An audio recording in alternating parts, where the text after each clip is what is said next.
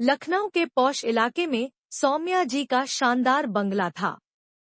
उम्र 30-32 के करीब, रंग गोरा, बड़ी बड़ी आंखें और लंबी कदकाठी। पति निखिल विदेश में नौकरी करते थे, साल में एक बार भी आना मुश्किल। शादी के 5 साल बीत चुके थे, मगर सौम्या अब तक किसी बच्चे की मां नहीं बन पाई थी। दिन भर सन्नाटा और रातों में सूनापन उसकी आदत बन चुका था। बंगले में 2 नौकर थे, एक रसोइया रामू काका, दूसरा नया आया नौजवान लड़का, नाम था राजू। उम्र कोई 24-25, मगर ईमानदारी और सलीका देखकर ही सौम्या ने उसे रखा था। राजू गांव से आया था। भोला भाला, मेहनती और चुपचाप अपने काम में लगा रहता। लेकिन उसकी आंखों में सौम्या के लिए एक अलग सी मासूमियत थी।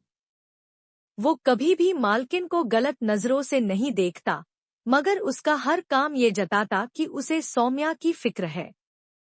सौम्या ने भी धीरे धीरे महसूस किया कि इस बड़े से बंगले में सिर्फ यही लड़का है जो सच में उसका ख्याल रखता है। एक दिन खूब तेज बारिश हो रही थी। सौम्या बगिया में खड़ी खड़ी भीग रही थी। पुरानी यादें और तन्हाई उसके दिल में हलचल कर रही थी। तभी राजू दौड़ता हुआ आया। मालकिन जी, आप बीमार हो जाओगी, अंदर चलिए। उसने तौलिया लाकर सौम्या को दिया। सौम्या के हाथ से तौलिया फिसला और दोनों के हाथ एक दूसरे से छू गए। राजू की आंखें झुक गईं, मगर सौम्या के दिल में कुछ अजीब सा हुआ। उस रात पहली बार सौम्या ने राजू को इतने करीब से देखा। उसकी भीगी पलकों में अपनापन था। राजू, सौम्या ने धीमे स्वर में कहा, कभी कभी सोचती हूँ, यहाँ कौन है मेरा? राजू ने कुछ नहीं कहा, बस नजरें झुका ली। तुम हो न? सौम्या की आवाज में हल्का कंपन था। राजू ने सिर हिलाकर हाँ कहा। उस रात सौम्या अपने कमरे में गई तो खिड़की से देखा, राजू अभी भी बरामदे में खड़ा उसकी खिड़की की ओर देख रहा था। इसके बाद दोनों के बीच का रिश्ता बदलने लगा। सौम्या हर दिन उसके हाथ की बनी चाय पीने लगी, छोटी छोटी बातें शेयर करने लगी। राजू जब घर के काम करता, सौम्या उसे निहारती रहती। रात को जब सब सो जाते, सौम्या खिड़की से इशारा करती। राजू आहिस्ता से छत पर आ जाता। चुपचाप बैठकर दोनों बातें करते। राजू, तुम्हारे गांव में भी कोई तुम्हारा इंतजार करता होगा? मालकिन जी, अब तो बस आपको ही देखता हूँ। आपके बिना अब कुछ अच्छा नहीं लगता। धीरे धीरे वो नजदीकियां इतनी बढ़ गईं कि एक रात सौम्या ने खुद राजू का हाथ पकड़कर अपने पास बैठा लिया। कभी सोचा था तुम्हारा दिल मेरी तरफ यूं खिंच जाएगा? ना मालकिन जी, मगर अब दिल को रोक नहीं सकता। उस रात उनकी आंखों की चुप्पी टूट गई। हाथों का स्पर्श, धड़कनों की रफ्तार, सब कुछ कह चुकी थी। अब सौम्या के लिए राजू सिर्फ नौकर नहीं, उसका अपना था। वो दिन में कुछ नहीं कहती, मगर रात के सन्नाटे में उसे अपने पास बुलाती।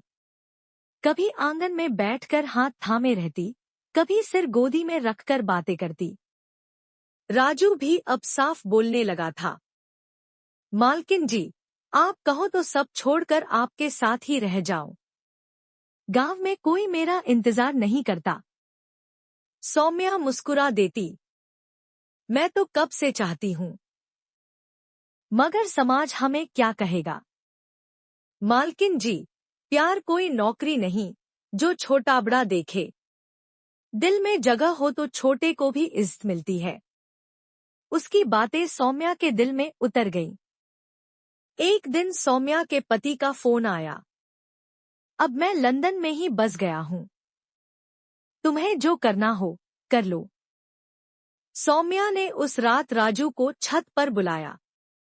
राजू, अब मैं तन्हा नहीं रहना चाहती। राजू की आंखों में आंसू आ गए। मालकिन जी, अब आप कहो तो आपकी परछाई भी छोड़कर नहीं जाऊंगा। अगले ही दिन सौम्या ने सबको कह दिया, अब ये नौकर नहीं, मेरा जीवन साथी है। लोग हंसे, बदनाम किया, मगर सौम्या ने सबकी परवाह छोड़ी। वो खुद राजू के साथ उसके गांव गई। गांव वाले हैरान रह गए, मगर राजू की माँ ने कहा, बेटा, जिस औरत ने तुझे अपनाया वही तेरी असली किस्मत है। सौम्या और राजू की शादी पूरे गांव के सामने हुई। सौम्या अब उसकी मालकिन नहीं, उसकी पत्नी थी। लखनऊ लौटकर वो बंगला भी अब उनका घर था, जहां दोनों बराबरी से रहते थे। सौम्या को अपने फैसले पर कभी पछतावा नहीं हुआ।